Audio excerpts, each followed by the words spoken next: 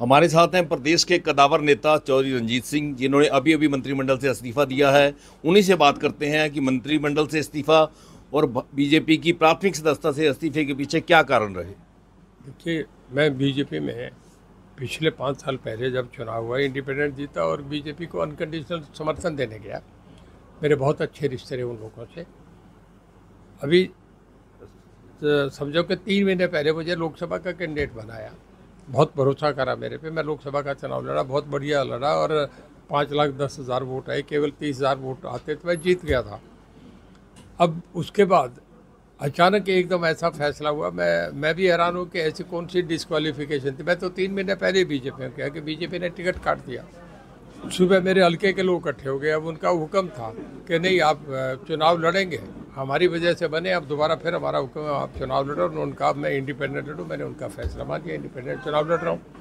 Morning मैंने 10 बजे अपना मंत्रिमंडल से इस्तीफा दे दिया। जब मैं एमएलए मेरा टिकट कट गया तो फिर मुझे मंत्री पद रहना ही नहीं चाहिए, मैंने इस्तीफा दे दिया। नहीं चौधरी साहब, ऐसी क्या वजह रही? 3 महीने पहले आपकी परफॉर्मेंस को लेके आपको सम्मानित किया जाता है। देखिए, ये तो मनोहर लाल जी जाने किस बात से उन्होंने करा, क्यों करा। तो अब आगे क्या निर्णय रहेगा? देखिए, अब चुनाव लड़ रहा हूँ, इंडिपेंडेंट जीतूंगा, पिछले साल से भी ज़्यादा वोटों से जीतूंगा। एक तरफा इलेक्शन है। 8 तारीख से मेरा कैंपेन शुरू कर रहा हूँ और लोगों के बीच में रहूँगा। बस चुनाव लड़ूंगा, जीतना है। जो सब आपके इस्तीफे के बाद बाकी पार्टियां भी आपको लेने की चाहवान होंगी, क्योंकि उनको पता चौधरी रंजीत सिंह एक कदावर नेता हैं जो देवीलाल के बेटे हैं।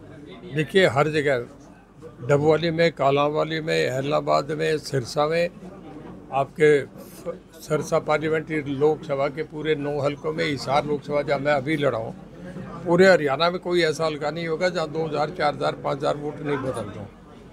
ये तो पार्टी को सोचना चाहिए था। मैं देखूंगा मेरा अपना इलेक्शन ठीक करके फिर जाऊंगा जहाँ मुझे जिस सीट की मदद करनी है उससे अपना फैसला लेके जाऊंगा। बीजेपी ने कोई ऑफर किया था डबवाली से लड़ लीजिए?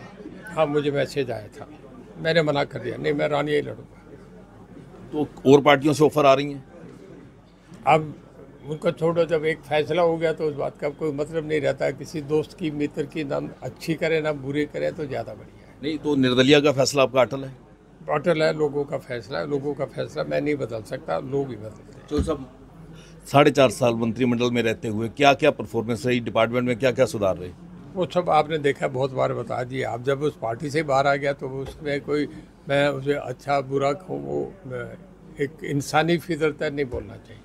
आपके तो दिल्ली तक संपर्क थे नड्डा जी से, मोदी जी से आप पिछले दिनों मिलके भी आए हैं, तो उनसे नहीं आपने कोई, अमित शाह जी से कोई बात नहीं की? नहीं, मैंने टिकट के लिए उनसे बात नहीं करी है। तो पार्टी हाईकमांड का निर्णय, उन्हें सब पता था। पिछली बार जब लोकसभा दिया मैंने नहीं मांगा था, मुझे बैठे ही दिया। तो उनका निर्णय था कि पार्टी किसको दे, मैं उनके हिसाब से ना क्वालिफाई करता हूँ। उन्होंने नहीं, अपना फैसला, जनता ने अपना फैसला दे दिया। नहीं तो पार्टी हाईकमान से पुनर्विचार के लिए नहीं बोला, पर वो सुबह बातें ख़त्म हो गई। उसके बाद मैंने दूसरी जगह जाने से मना कर दिया, रानिया से बात नहीं रहूँगा। तो ये थे जो रंजीत सिंह, जिन्होंने कहा कि मेरा फैसला अटल है। 8 तारीख को आपने बैठक बुलाई है, रोड शो बुलाया है, वो उसके बारे में थोड़ा बताएं। बहुत बड़ा फैसला हो गया जी। उस दिन ज़बरदस्त भीड़ होगी। पिछली बार भी मैंने ऐसे ही करा था, हज़ारों गाड़ियों में काफिला होगा और उस दिन मेरा इलेक्शन एक तरफा इलेक्शन कर। इसी तरह जब आप निर्दलीय लड़े थे तब भी ऐसा ही था?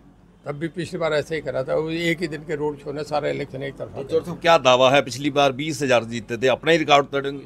अब के बढ़ के जीतूंगा 20 से ज़्यादा। तो ये थे चौधरी रंजीत सिंह, जिन्होंने इस बात का दावा किया कि पिछली बार का रिकॉर्ड वो खुद ही तोड़ेंगे। हरियाणा तक के लिए सिरसा से बलजीत सिंह।